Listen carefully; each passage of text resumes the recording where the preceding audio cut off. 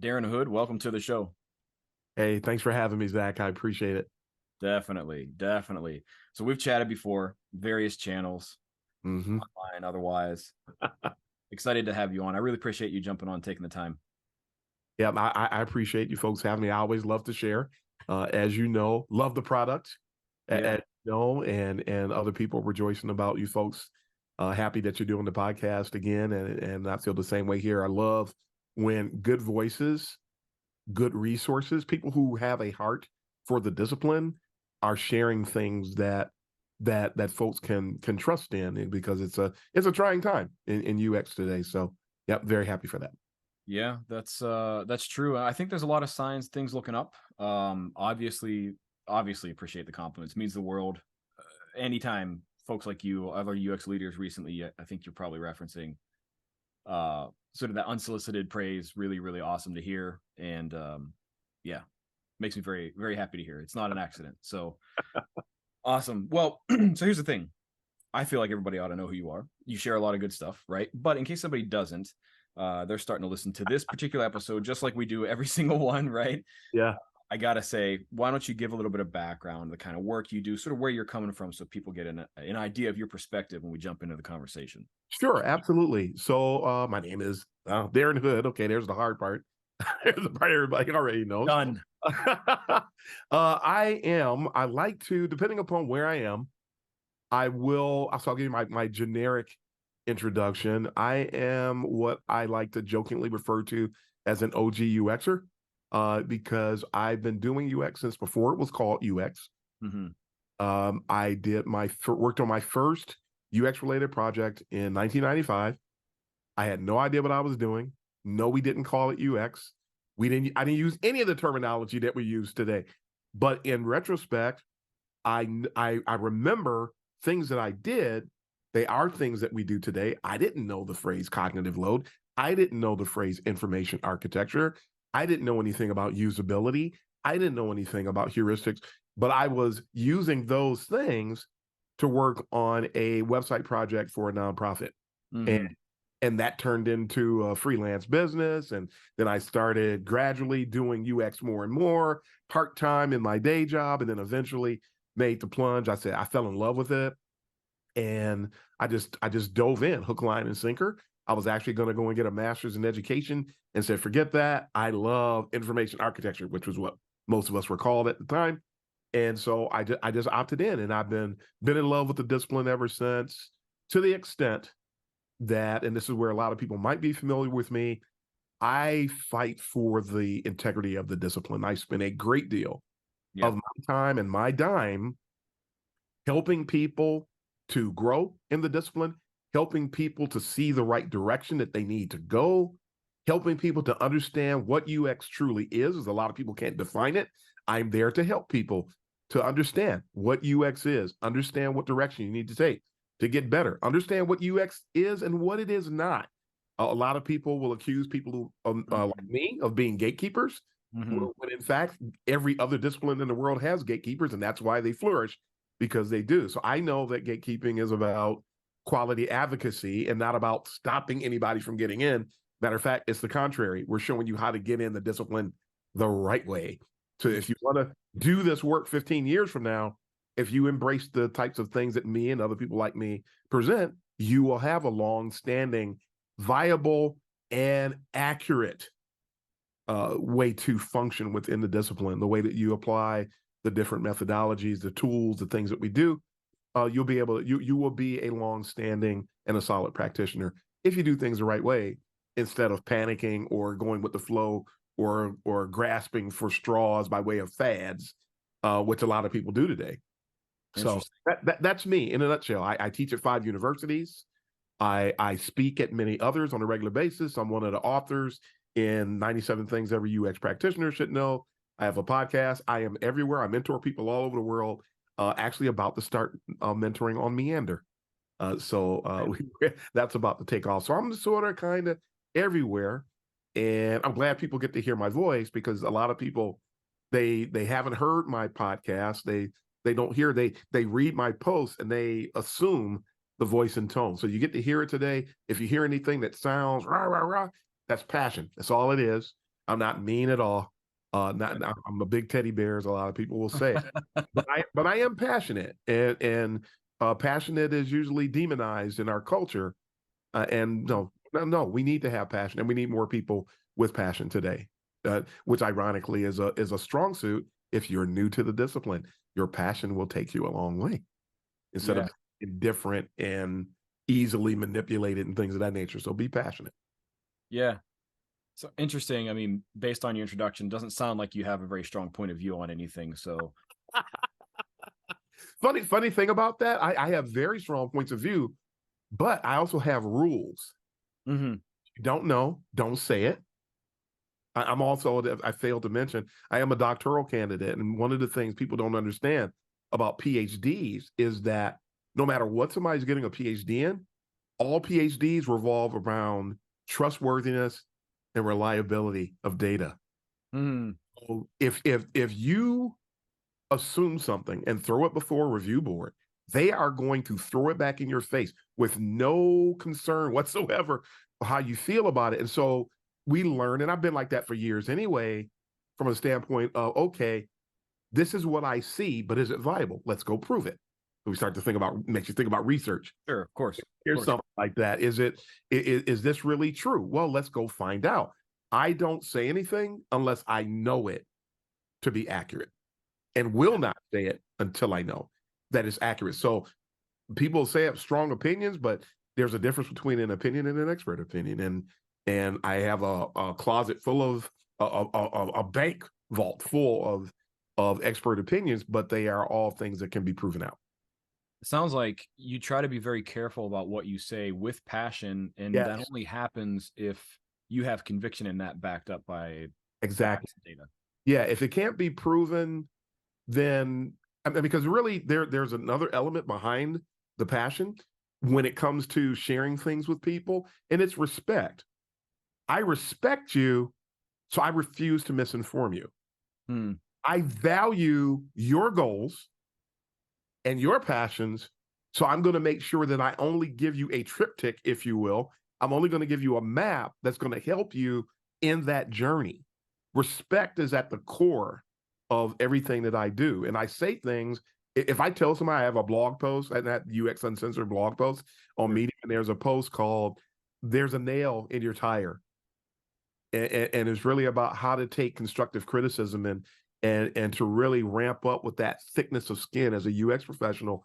And a lot of people don't want to tell you there's a nail in your tire. I'm gonna get a little bit raw, and that's part of what I do. They won't. You ever been listening to somebody speak and there's something in their nose, and sure. you see it, or something in their teeth or whatever on their face. It's in the teeth bit. Some people won't tell them that there's something in their nose. They won't tell them that there's lint on their shoulder of their wonderful suit or dress, and they think they're sharp. There's people that won't tell you because if there's spinach in your teeth. I'm the person that's going to tell you because I don't want you to suffer anything because of that embarrassment, that potential embarrassment, or things of that nature. So I'm the person that's going to tell you. Coddling is at an all-time high. I talk about this in my podcast. Coddling, one of the biases too. I was looking at different biases even in getting ready for this. And there is a bias, it's called courtesy bias. It's giving an opinion that's socially acceptable because they don't want to ruffle feathers. I don't have that. That's not, I don't have any political correctness. It's not a part of being a good UXer. You can't be a good UXer if you're going to be politically correct, because we have to learn how to push back. We have to learn how to tell somebody diplomatically, professionally, to let them know that their baby is ugly. Not in those terms, of course, but we have to let them know for the good of the project, for the good of the users, for the good of the business, for the good of how we represent the discipline. So I'm going to be that person who's going to let you know. You may not like it in the moment, but you'll like it 2 weeks from now, especially when you see somebody else who wasn't told and what they experienced because somebody decided to spare their feelings instead of telling what they really needed to hear to succeed. So yeah, that's me in a nutshell. Mm-hmm. Yeah, and I mean, cultural influences, that has a different impact in those things. It actually reminds me of this story. You may have heard this, but they were analyzing a bunch of airplane crashes. There was this one Korean airplane crash, and it was totally preventable. They were going to run out of fuel, and because of sort of like the social hierarchy and order, in that culture, they were being almost exceedingly polite in the way that they were requesting sort of next up needs for runway and stuff like that. And the airplane ended up crashing, 100% preventable. And then there was a bunch of training and stuff, cultural training that needed to happen, so, for people to sort of like understand that, because if it had it been, I want to say that it was a flight with a Korean crew that was in maybe like a Western culture, and they were not picking up the subtleties of the culture change in the way it was requested. And so it was basically teaching people to be a little bit more assertive. I mean, it's just something that reminds me of that. But what I got to say is definitely got to respect somebody who stands by what they say, chooses to be very precise in what they say. You don't always have to agree with that person, but a lot of respect for somebody who puts themselves through that kind of rigor in order to make that choice. Yes, absolutely. Absolutely. I always like to liken what people call it, tough love. If you were driving with someone in a truck and they were about to go over the line, the context of the moment calls for a certain type of an approach. You can't hey, you're about to hit another oncoming vehicle. You can't be all soft in that moment. It's hard to see with certain things. Yeah, by the time you finish saying it, somebody's dead. So, and I know that's sort of morbid, but it does help to illustrate the truth of it. So there's ways to be tactful. We're not advocating being mean to people, but there's a time that we have to say something. And there's a lot of instances in UX where this comes up. And time, especially if you have time constraints, you have certain really strong-willed stakeholders, things of that nature. Yeah, there's a lot of challenges, and because we can all do the easy part. We can all pat somebody on the back. That's easy.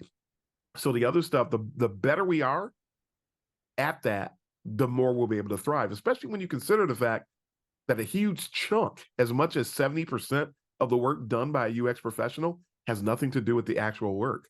Totally. It has to do totally. I've said that a lot over the years. Is people are very, very focused on our craft, and there's so much more that goes around that. If you're great at the craft but nobody cares, yes, you have a different problem on your hands. That being a better designer, sort of like pixels on the page or whatever, that a researcher isn't going to solve. You know what I mean? And back to the one thing that you said, the thing that came to mind for me, and something I try to live by too, is being truthful doesn't mean you have to be intentionally abrasive. Right. Exactly. Better not be. Right. Because that's different. In one case, you're just trying to be a jerk. Yep. And in the other, your intention is, truth and helpfulness or whatever. And sometimes that's firm. Sometimes it's not. Depends on delivery. Context matters, just like most things. Yeah. Right. But, all of this kind of comes up because one of the things you seem pretty passionate talking about is this idea of UX maturity. Yes. I think that some folks have talked about this, written about this, whatever.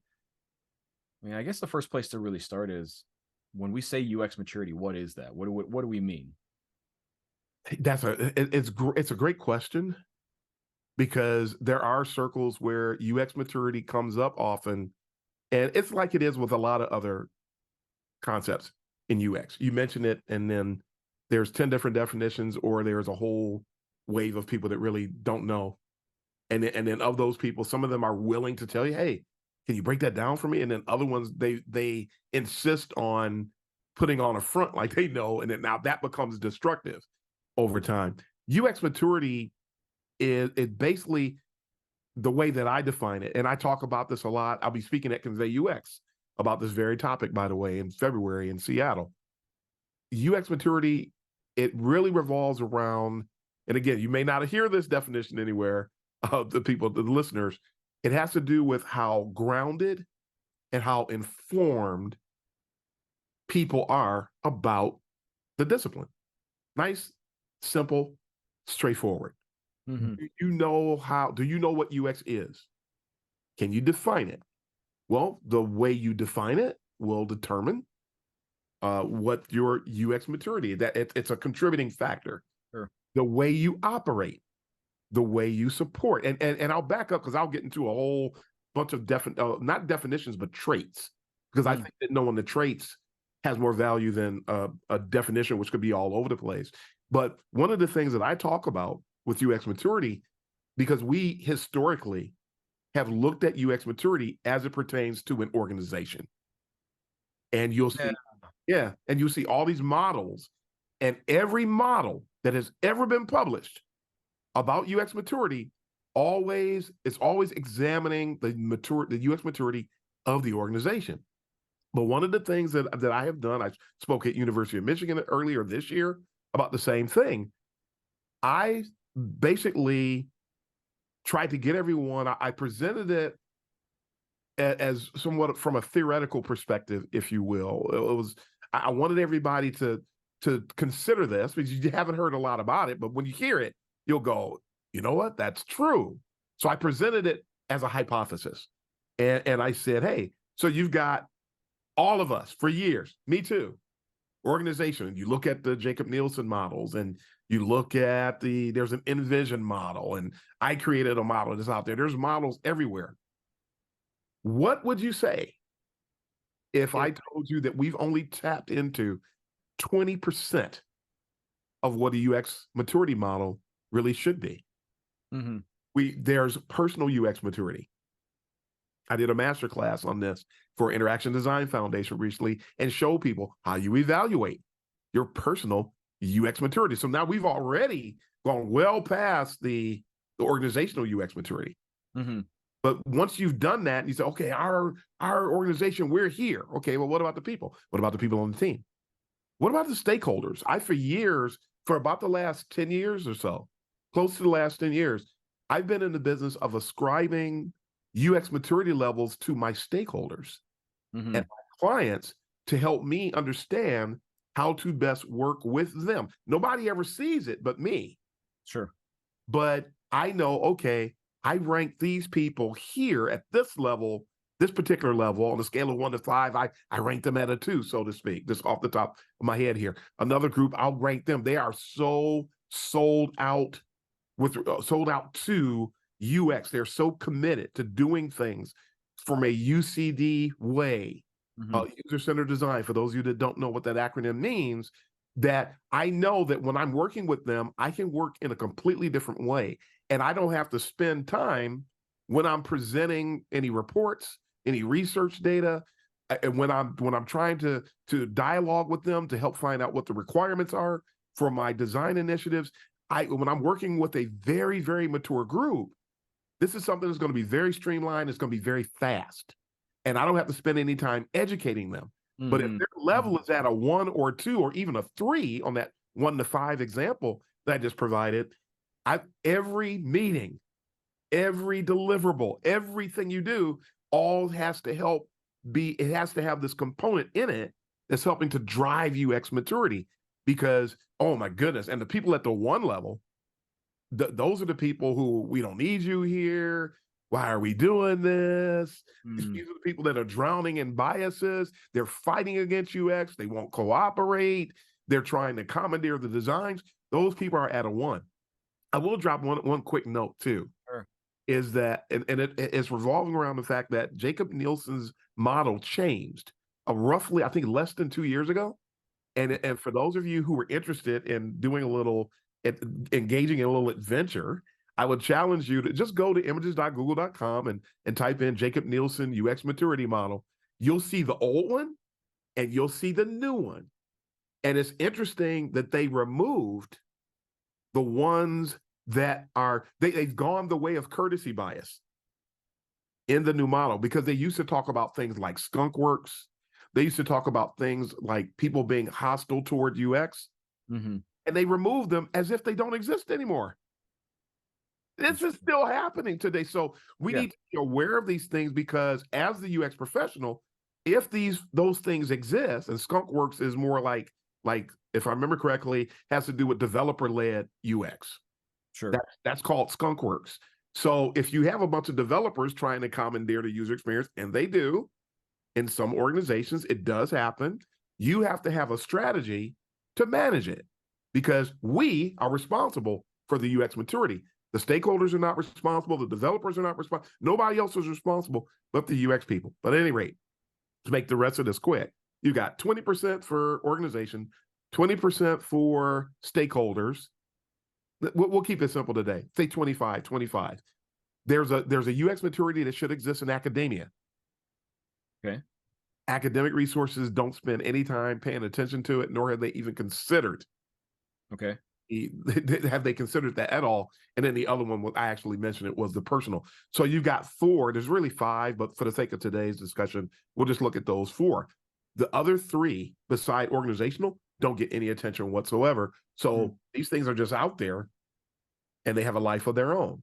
And you have a UX maturity level, whether you're paying attention to it or not. Yeah. So, I mean, a couple things that you said in there stuck with me. And I was actually already ready to ask you, when you talk about UX maturity, if there is us as an organization and then also personal. And it sounds like you've already thought very deeply about that. And so the short answer is yes. Right. Yes. So I can imagine that there are sort of sub definitions and a lot more detail behind each one. So that's one thing. The other thing that you mentioned there a couple times, maybe not meant to directly or intentionally, but is riddled with biases, either situations and or people. And I'm wondering how much of that actually helps you determine UX maturity level, even in each of those facets. Yeah. The higher the bias level, the lower the UX maturity level will be. Inverse bias. I'm sorry. Inverse proportion with that. Yeah. Yeah. Because biases detrimentally impact maturity. Okay. If there's a bandwagon effect, one such bias, if there's a bandwagon effect, there people are embracing things just because other people are doing it, then you have to strategize to manage that. If you, the UX professional, if you do not do things to manage that bias, and yes, we have to identify it first. We have to see that it's operating. We have to understand who and where it's coming from and have something in place to manage it. If you do not, it will impact your work.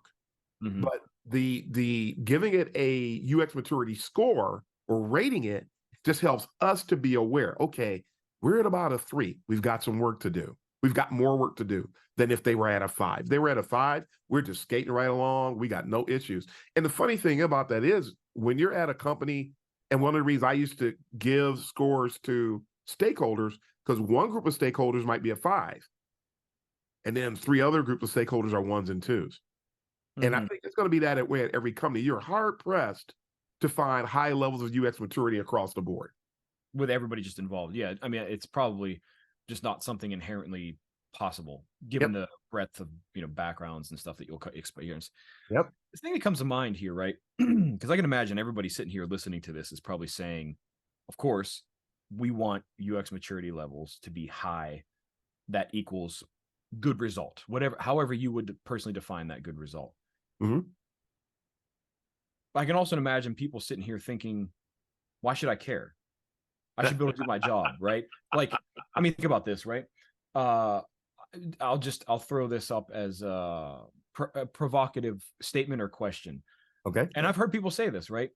Developers don't have to assess the maturity of their organization to do great work. They don't have to sell why development or technology acumen matters, right? Right. You see where I'm going with this? Yes. And that statement would be absolutely correct. But here's the catch. And here's an example I use a lot. Let's say we all go to a meeting to discuss a project. And there's 15 people in the room at the meeting. Say it's a project kickoff. Woohoo, project. All right. We're about to learn about this project. What are we going to do? All right. And 15 people in the meeting, 8 to 10 disciplines are represented. Of those 8, let's just give it a flat number of 8. 8 disciplines are represented in the meeting. 7 of those disciplines are already understood. And truth be told, let's say there is a maturity level associated with those, and they're all high. Everybody understands project management. Everybody understands what the developers and the engineers do. Mm-hmm. Everybody understands what the QA people do. Everybody understands what the product owners and the project managers do. The only discipline, and you're already laughing, you already know, the only one that other people want to democratize the work, the only other one where people don't understand, the only other one where you don't see people coming in and trying to take charge of what the engineers and the developers are doing. You don't see anybody coming in trying to take over from the QA people. It's the UX people. We've been in the mainstream now for approximately 20 years. It's a little bit more than 20, but I'll just round it to the 20. Sure. And we're the only one that comes in the room that have to realize that people are still forming opinions and gaining understanding about us.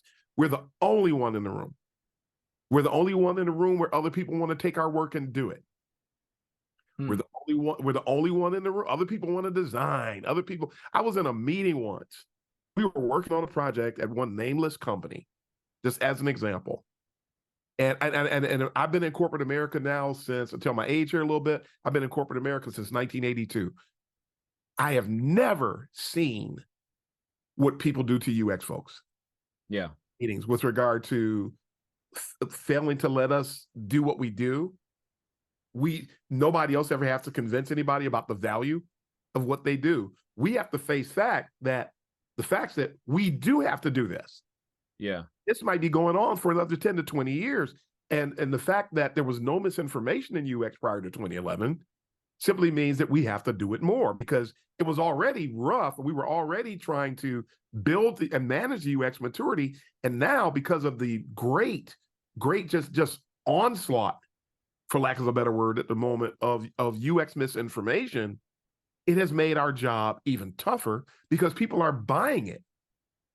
They're drinking the Kool-Aid quite a bit. And so now we have to offset. I mean, 3 UX people sitting in a room, one of them is sound and the other 2 are chock full of misinformation. And the funny thing about the misinformation addicts is that they know who really has the good information. So there's a lot of volatility in the discipline as well. So we're trying to represent the discipline, get our work done, and then trying to manage, and it's really sad, but it's true, all this infighting that goes on between UXers. Mm-hmm. And so it's tough. But yeah, it's just the reality of it. We have to keep managing these things. Going back to where you started answering that, it sounds like you're suggesting UX maturity matters. Yes. Because of the examples that you set forth where there isn't this friction. UX maturity matters in order to remove friction and do the best work. Yeah, sorry for going on that tangent like I did it too, but UX maturity, we're the only one. People don't understand us. So we have to explain. Right. We have to not only say what we're doing a lot of times, but we have to be ready to explain why. Why? Because in any instances where UX maturity is low, they don't know. We need to respect that. We need to understand, hey, they don't understand. Hey, you don't understand. You don't understand. I'm here to help you. That's part of my job. So let me help you understand the value that we're bringing. Our value proposition is not understood. So where UX maturity is higher, value proposition of UX operations is more understood. When it's lower, it's not. So that means that you have to go to work. So I need to know that maturity level isn't low. So I can know I have to bake into my strategy of my work. How are you going to get the work done? What tools out of the UX toolbox do I need to get this done?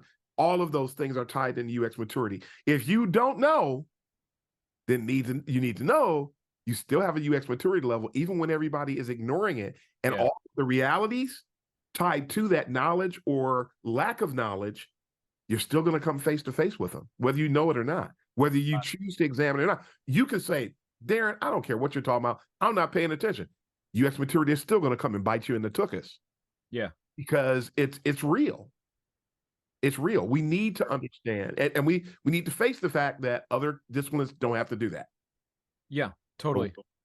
Well, so then it sounds like taking away, sort of rephrasing how I'm interpreting what you're saying. UX maturity matters, and understanding UX maturity matters in all these facets, because it helps you pick your approach to the work and the tools and techniques you use to do the best work, because it's all going to be situational. Something else that you said, I just want to make a quick comment, because you've said this a couple times. It does make me wonder why I've never seen anybody come into a development meeting saying, hey, I threw together this quick code prototype to show you exactly dev team. Hey, this project planning meeting, I just wanted to let you know I took a crack at this project plan, the timeline. Yeah. Never has happened ever. Never happened and never will. So, I mean, what's causing that? Is it the approachability to the work? Everybody understands it. They understand it. They understand what the developers are doing. They trust their expertise. There is no question. Here's a developer. Here's an engineer. What does he do? Ask 10 people, what do they do? Oh, they do all the programming. It helps it. Everybody will have the understanding is there, and they know they can't do it. So building on top of the fact that they understand and respecting engineers, nobody else wants to leave their work to come and try to do this work. But for some reason, the story I was about to tell, and I sort of went a different way. I came into a meeting and a developer came into that meeting. You're going to love this. We were already halfway down the road on the project.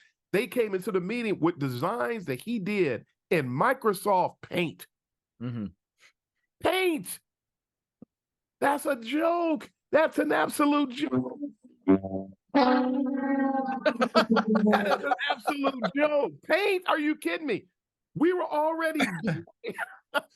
already doing this, the design. I was already handling it. We were meeting daily. We were having daily scrum. And you laid it home, decided that you were going to do something with the design. It brought no value. And this is the type of stuff that a lot of UXers go through. And it was a reflection of, the way I took it, it's a reflection of the UX maturity. So now here's something else. On top of the work I got to do, I have to try to do something to offset this and try to keep it from disrupting the progress that the team is making. That's why it tickles me when, I want to get into UX. Do you know what you're really getting into?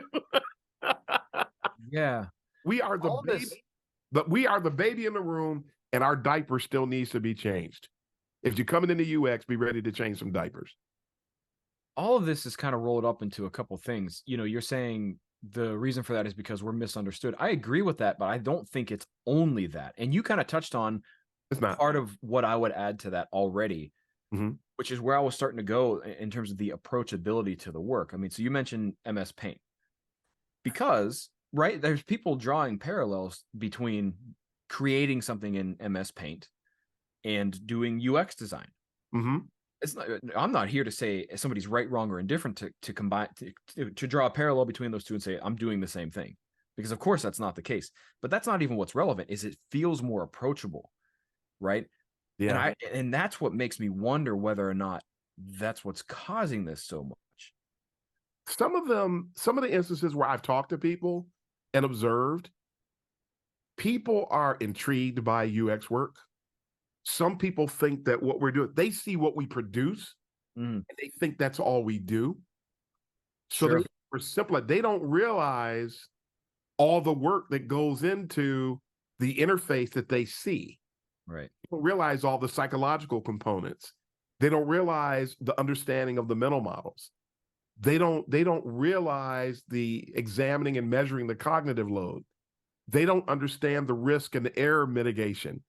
That by the time somebody like me shows you something, I've gone through no fewer than 50 to 100 scenarios to optimize what I have presented to you, and not even to mention the hordes and hordes of heuristics that I was trying to make sure I was in alignment with. They just sat down and threw something together in 5 minutes and thought that they had done something that was the equivalent. And I encourage that person, hey, if you have some ideas, come talk to me. Let's collaborate.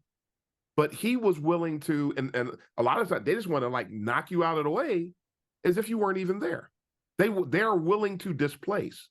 And I've literally heard people, not in those terms, but say and do the same exact things. Mm-hmm. That's how a lot of people have oversimplified UX. And a lot of the oversimplification of UX is really our fault because we don't educate people, and that ties back to UX maturity. Another caveat with UX maturity that I didn't mention, I saw you inhaled. I know you got something. I want to throw this other thing in here for people to understand the understanding of the reach of UX maturity. UX hiring is no mystery. UX hiring is an absolute joke. It is a mega dysfunctional arena, a lot of times because of a few key contributing factors. The hiring managers don't understand UX. A lot of companies hire people who don't know or value or understand UX to run their UX teams. So that's going to hurt hiring. The HR people, the recruiters don't understand. And a lot of times, and a lot of us have experienced it, you talk to somebody about a UX job and you start asking certain questions and they can't answer any of them because they don't know. These are things, if UX maturity is where it needs to be, the hiring, all those potholes in the hiring process get smoothed out. I really appreciate the fact that you've given such thorough thought to what UX maturity means. When I asked you that question, I thought you were just going to give a definition. You know what I mean? And then we were going to have further discussion on that. No, I really do appreciate the fact that you've thought a lot about all these facets, because that's one of those things that's definitely going to have a trickle down effect if the person responsible for hiring the UX talent in that organization has a low maturity understanding of that by whatever definition. That will permeate the remainder of the organization without question.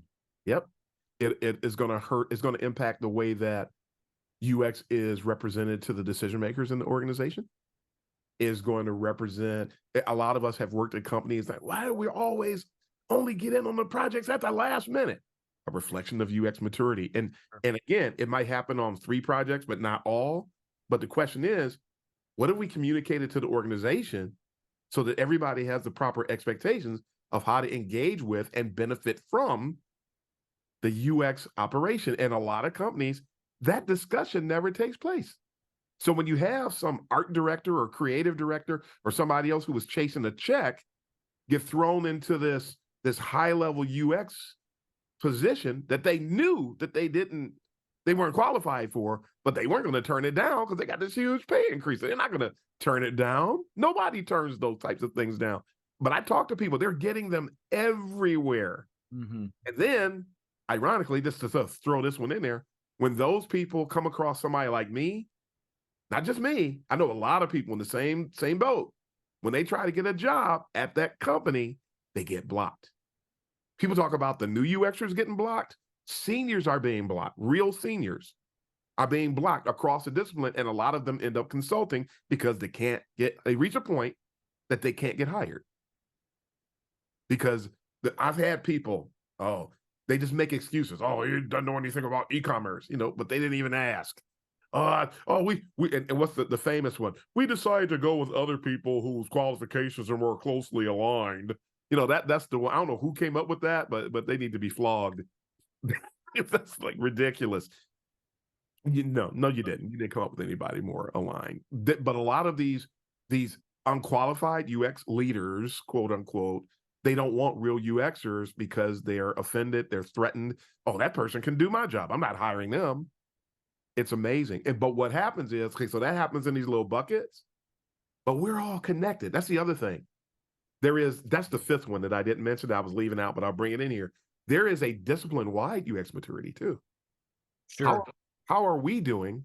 That's the 5th one. That's when I said 20% and the one I decided to leave out there. How are we doing as a discipline? Well, we're struggling because, and even though some people say, hey, things are getting better, but this war against seniors has not dissipated. We're not going to get better until that gets resolved. When I came on board, when I came into the discipline, and I got a Jesse James Garrett book, and I got a Nathan Shetroff book, and I got a Susan Weinschenk book, I wasn't sitting there, they're gatekeeping. I'm not listening to them. Rah, rah, rah, rah, rah. I wasn't doing that. I was trying to learn as much as I could. I kept my mouth shut. I was quiet for 17 years before anybody knew I existed in social media. I mean, social media came around later, but I didn't say anything until I saw what I saw starting to form in the discipline. That's when I started trying to defend the discipline because, hey, I saw the same thing happen when I was an instructional designer. I don't want to see the same thing happen over here. So I got loud and I've been loud ever since. But until we can not be offended by people who know more than us, until we can embrace and see that extra skilled person, I would love to work with that person. They'll help me grow. And still people see us as an asset instead of a threat or somebody to compete with. We're not gonna get there. We didn't fight against Alan Cooper. We wanted to read his books. I hope he comes out with another book. I want to hear him talk. We didn't fight against him. But today, I saw a person on Medium just yesterday who wrote an article saying that we've got some issues we need to be concerned about in UX. I've been in UX 10 years, so I've been here since the beginning. And I went, what? You've been here since when? The age of misinformation in UX started in 2011. You've been here since the age of misinformation began. But they're telling people that they've been in this thing since the beginning. How many people, and a lot of us, there's something I call baby bird syndrome, where people just close their eyes and open up their mouth and trust whatever anybody's going to drop in there, and that's what they do. You haven't been in there since the beginning. You barely got your feet wet. Mm-hmm. So here's the thing. I got to be respectful of your time. And I'm going to ask you this huge question before we start wrapping up. Okay. How do we fix UX maturity? I'm going to ask you that with a few minutes left. We fix it. I got a simple answer for it. We fix it. I don't know if you've ever seen this thing that I created. It's called the UX cycle of excellence. It starts out by 7 steps, of which once you get the first 2 down pat, you repeat the last 5 for the rest of your career. There are people who have skipped over the first 2 steps, and I'm gonna bring this up to make sure that I don't miss anything, because I don't want to make any errors here. So we are going. I know it's here. Come on, there it is. Okay, we got it. So I need to wait for Photoshop to open. If you bear with me a moment, I'm sure you'll just edit this out. But you start out by doing ironically, the thing that people don't do. Properly define the discipline. That's step 1. You properly define the discipline. How many times a day do we hear people saying, well, there's no definition. We can't even agree. We don't agree because there's a bunch of people who refuse to accept the things that our forefathers in the discipline taught us. If we embrace what Jacob Nielsen was talking about back in the day, go and read his usability engineering book. The things that Alan Cooper talked about when Nathan Shedroff wrote his book on experience design. It's still out there. Go get it. And great UX content has a very long shelf life. This stuff is still solid. Mm-hmm. Go and read Jesse James Garrett book. I believe it was updated once, but go read it. Information architecture, which was all but abandoned between 2012 and 2023.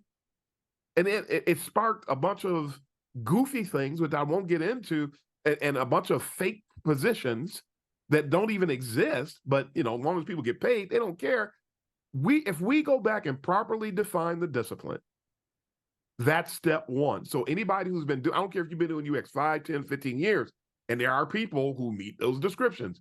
If you properly define the discipline, that's a start. Step 2, embrace UX's foundational tenets. I personally call them the 4 pillars: usability and heuristics, information architecture, UX research, of which there are, according to the folks who created the Universal Design book, there's 125 methods, methodologies, techniques, and deliverables.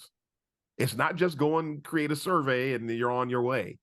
It's not, let me just go and do usability testing. Some people, they think that's all UX research is usability testing. They don't know that there's a whole slew of techniques that we can use, and we need to identify the technique to use based on what our goals are. So broaden your perspective, understand what UX research really is. And then the last one, which is the funny one, it is user interface design and interaction design. Mm-hmm. because you can't create an interface without interaction design principles, of which Tognazzini and some others created some wonderful tenets to help us to design. Schneiderman is the one that comes to mind first and foremost. They came up with tons of guidelines to help us optimize those things. These are the foundational tenets of the discipline, and a lot of people getting in UX, they're not learning them. The educational venues that they're learning about UX are not teaching them.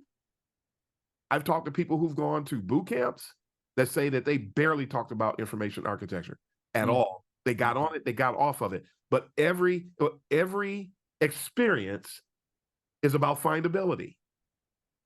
And that's what IA produces. Findability based on the nomenclatures and the taxonomies and the information sense and cues that they produce. How are you going to do UX work and you don't know how to do information architecture? But folks don't. So if we do those two things and then come back, constantly evaluate your current state, identify knowledge and skill gaps that you have, always build toward excellence, commit to personal maintenance of your status within the discipline, that commitment to lifelong learning, and then step 7, which I think is funny, be patient. Yeah, oh man. Itself, which people talk about a punchline, be patient. I mean, for everything. Yep. I'm guilty of it. Want it to change today. Want you to understand right now. Want to have the impact yesterday. Totally. That is an awesome punchline to that. In every part of those, each, by the way, right? Not just in whole or in some, but for each one of those. Yeah, that's really good. I really appreciate that. I gotta say, everything we've talked about just doesn't sound like you have a very strong perspective on this stuff. So I think what we'll do, Darren, is probably be respectful of your time and wrap it up. Of course, I'm joking. Really appreciate you. Really appreciate you jumping on and taking the time to share this stuff. I mean, I'm very, very sure we could spend half a day looking into all this easily. So here's the thing I like to do at the end of every show, right? Is I ask the guests, I say, if I got temporary amnesia, somebody comes up and says, hey, you were on that podcast. What was that all about? How would you summarize what we discussed today? Let's see. This is a call to what I like to call pure UX. That's what we talked about today. We talked about some of the challenges facing UX today and what we can do to overcome them, to vault this discipline forward. It's a fantastic discipline, but if we don't treat it right, if we let it have a life of its own, we're in trouble. So this is about pure UX. Right. Succinctly said. Mm-hmm. So because there's so much more to discuss here, and I know that you're always happy to do it, and you share a lot of your thoughts and stuff already. Somebody wants to continue the conversation with you. Maybe they want to yell at you. Maybe they want to disagree with you. Whatever the case may be, where can they find you? More of your work, get in touch, ask questions, continue the conversation. Most people engage with me on LinkedIn. Asterisk, any trolls, I dismiss trolls immediately because that's just a waste of everybody's time. It's a waste of the trolls' time. It's a waste of my time. It's a waste of other people's time. So if somebody comes after me to argue, I don't argue. There's nothing to argue. The sky is blue. We need to breathe. Your car needs gas, unless it's a hybrid. There's a lot of things that are absolutes. So I don't argue. So if anybody comes to me from that perspective, know that I'm going to dismiss you about as fast as you showed up. But most people connect with me on LinkedIn. I engage. I have what's called, I host the UX Chit Chat Hour, which is a monthly meetup for people all over the world to come together, coffee house style conversation. We just talk about UX like this. We just talk for a couple of hours about any and everything. And sometimes, especially when we get around holidays, it's extended. So we'll talk for like 3 and 4 hours and people stay at these things. It is free of charge and people can come anytime. You got the podcast, The World of UX with Darren Hood, which you can find anywhere. The UX Uncensored channel on YouTube and the UX Uncensored blog at uxuncensored.medium.com. So I'm sort of any and everywhere. I'm on Twitter. I just invaded Blue Sky and Pebble and Mastodon and Instagram. I'm everywhere. Facebook. Yeah, I'm everywhere. Well, I'll tell you what we're going to do is we're going to put links to all of those things in the blog post of the show notes for this, where you'll find the transcript and all that stuff as well. Yep. Darren Hood, really appreciate you taking the time, sharing your perspective and years of experience in this. Appreciate Absolutely. you on and chatting with me today. Absolutely. And thanks for having me. I always appreciate the opportunity to share. Absolutely. We'll see you next time. All right, man. Thank you.